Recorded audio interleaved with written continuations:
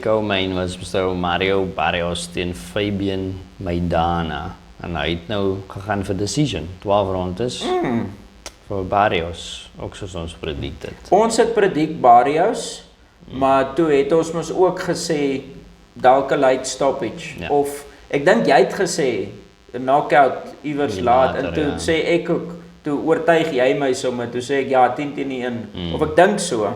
Of was dit Canelo se fight wat jy of wat jy met albei gesê? Ook, ja. Okay.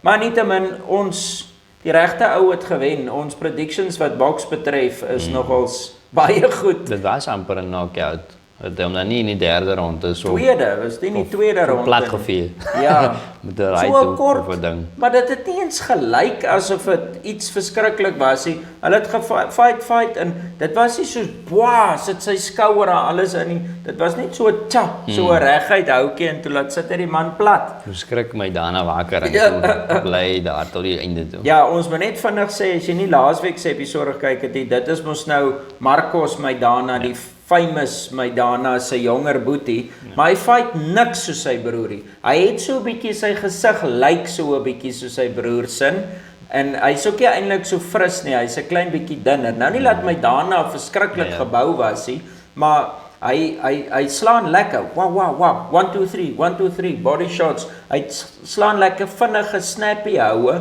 en aan die einde van die fight dit soos wat dit vir my lyk het Barrios loshande gewen met punte soos hy het ek dink hoeveel is dit 10 van die 12 rondes gewen en hy het nog 'n knockdown ook gekry.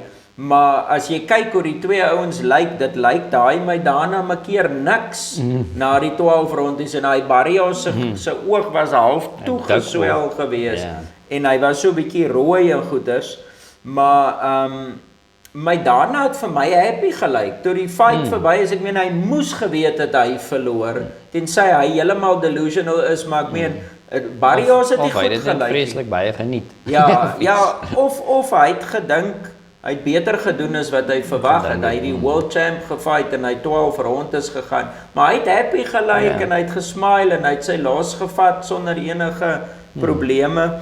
Ek dink die ouetjie hy kan nogals voorkant toe nie te bad wees nie.